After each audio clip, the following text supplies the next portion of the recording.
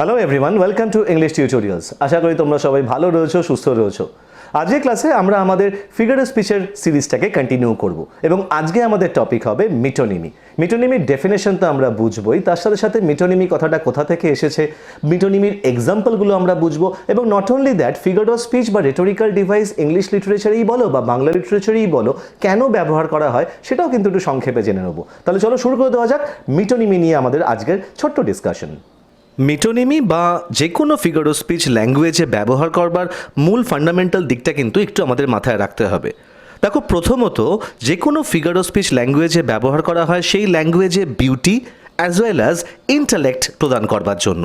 এছাড়াও যে কোনো ফিগার অফ স্পিচের ব্যবহার কোনো একটি ল্যাঙ্গুয়েজের মাধ্যমে করা হলে সেই ল্যাঙ্গুয়েজের মাধ্যমে লেখক বা লেখিকার ক্রিয়েটিভিটির এক্সপ্রেশন হয়।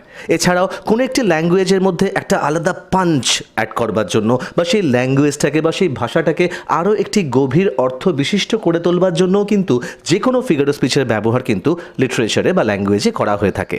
এবার তাহলে আমরা একটু মিটোনিমির ডেফিনেশনটা বা সংজ্ঞাটা বুঝে নিই মিটোনিমি কাকে বলে। দেখো, মিটোনিমি একটি ফিগার অফ স্পিচ বা রেটোরিক্যাল ডিভাইস বা বাংলায় যাকে আমরা অলংকার বলে থাকি। সেই অলংকার বা ফিগার অফ স্পিচ যখন একটি জিনিসকে বর্ণনা করে তার আসল নামটিকে পাল্টে দিয়ে অন্য কোনো নামের সাহায্যে, অর্থাৎ ধরে নাও কোনো একটি বাক্যের কোনো একটি প্রপার সাবজেক্ট রয়েছে, সেই সাবজেক্টের যা নাম, সেই বস্তুটির যা নাম, সেই নামের পরিবর্তে যদি আমি অন্য কোনো নাম বা অন্য কোনো শব্দ ব্যবহার করে সেই একই সাবজেক্টকে বোঝাই, তাহলে কিন্তু আমরা বলবো যে সেই বাক্যে মিটোনিমির প্রয়োগ হয়েছে। এক্ষেত্রে যেই বাক্যের অ্যাকচুয়াল সাবজেক্ট যেটি, যার নামটিকে আমরা পরিবর্তন করছি বা সাবস্টিটিউট করছি, তাকে আমরা টেনার নামে চিনব এবং যে শব্দটির দ্বারা আমি ওই মূল সাবজেক্টের নামটিকে পরিবর্তন করছি তাকে আমরা অ্যাডজাংক্ট নামে চিনব। দেখো, এই ওয়ার্ড মিটোনিমি অর্থাৎ এই মিটোনিমি শব্দটি কিন্তু গ্রিক মেটা অ্যান্ড ওনোমা এই দুটি শব্দ থেকে এসেছে। মেটা মানে হলো নাম অ্যান্ড ওনোমা মানে হলো চেঞ্জ। অর্থাৎ তাহলে দেখো, এই দুটি শব্দকে যদি আমরা অ্যাসোসিয়েট করি তাহলে খুব সহজেই আমরা কিন্তু মিটোনিমি সংজ্ঞাটা ক্লিয়ারলি বুঝে নিতে পারি। তাহলে মিটোনিমি বেসিক্যালি মানে হচ্ছে চেঞ্জ অফ নেম, অর্থাৎ কোনো জিনিসের বা কোনো বস্তুর নামের পরিবর্তন করাটাই হচ্ছে কিন্তু মিটোনিমি। এক্ষেত্রে একটা কথা আমাদেরকে ভীষণভাবে মনে রাখতে হবে যে নামটি আমরা পরিবর্তন করছি, যে শব্দটির দ্বারা পরিবর্তন করছি, সেই শব্দটি কিন্তু মূল সাবজেক্টের নামের সাথে ক্লোজলি রিলেটেড হতে হবে। এটা কিন্তু মিটোনিমির একটি প্রধান শর্ত। আবার বলছি, যে নামটি আমরা পরিবর্তন করছি তার সাথে যে শব্দটি দিয়ে পরিবর্তন করা হচ্ছে সেই দুটি শব্দের মধ্যে কিন্তু একটা ভীষণভাবে ক্লোজ বন্ডিং থাকতে হবে এবং ক্লোজলি রিলেটেড হতে হবে দুটি শব্দ। আমি ঠিক কী বলতে চাইলাম পরের উদাহরণগুলো দেখলেই আমরা কিন্তু বুঝতে পারবো যে মিটোনিমি আমরা বাক্য থেকে কিরমভাবে সহজে চিনে নিতে পারি। প্রথম এক্সাম্পলটি, the pen is mightier than sword.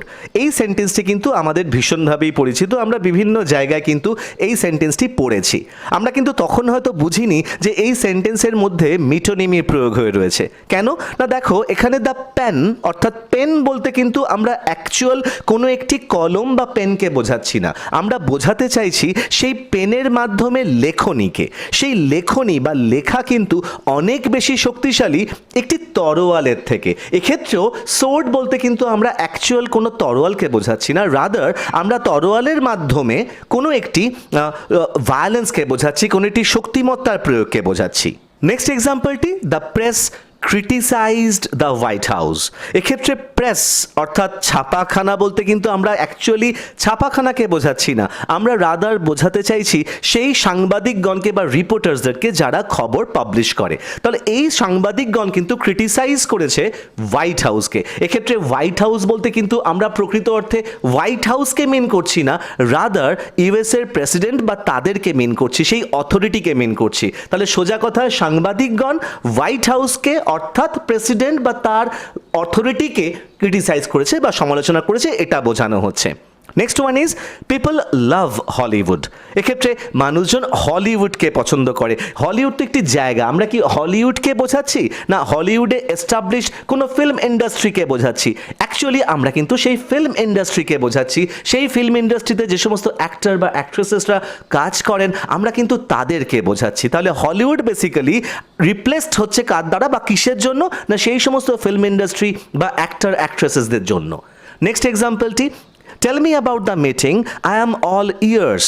দেখো আমাকে মিটিং সম্বন্ধে বলো, আই অ্যাম অল ইয়ার্স।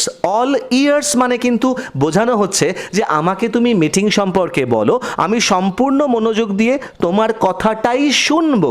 এক্ষেত্রে অল ইয়ার, ইয়ার বলতে কিন্তু কান, এই কানের সাথে ক্লোজলি রিলেটেড কিন্তু আমাদের শ্রবণ শক্তি বা শোনার ক্ষমতা।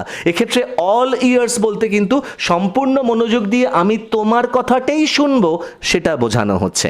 Next example is, can you give me a hand carrying this box up the stairs. অর্থাৎ এই বাক্সটা ওপরতলায় তোলবার জন্য তুমি কি আমাকে তোমার হাতটি দিতে পারবে? এক্ষেত্রে কি সত্যি সত্যি একটি হাত চাওয়া হচ্ছে নাকি হেল্প চাওয়া হচ্ছে? এই হাতের সাথে কিন্তু হেল্পটা ভীষণভাবে অ্যাসোসিয়েটেড এই বাক্সটাকে ওপরের তলায় তোলবার জন্য। তাহলে এখানে হ্যান্ড কথাটি কিন্তু হেল্পকে রিপ্লেস করছে।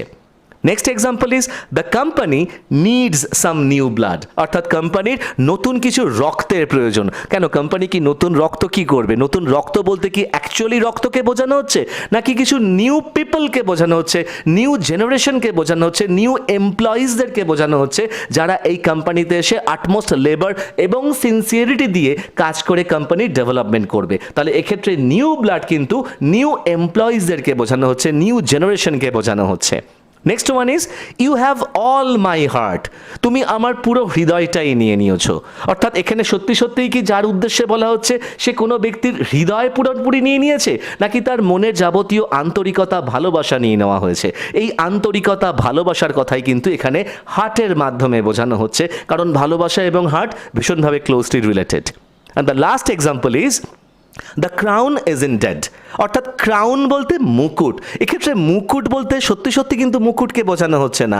মুকুট যিনি পরে থাকেন, ক্রাউন যার মাথায় থাকে তার কথা বোঝানো হচ্ছে, অর্থাৎ রাজতন্ত্রের কথা হচ্ছে।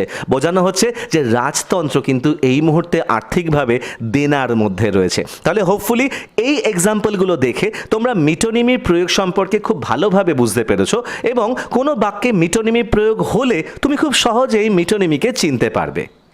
হোপফুলি মিটোনিমি নিয়ে তোমাদের কারোর কোনো ডাউট নেই এবং তোমরা নিজেরাই যে কোনো বাক্য থেকে মিটোনিমি খুব সহজেই এবার আইডেন্টিফাই করতে পারবে।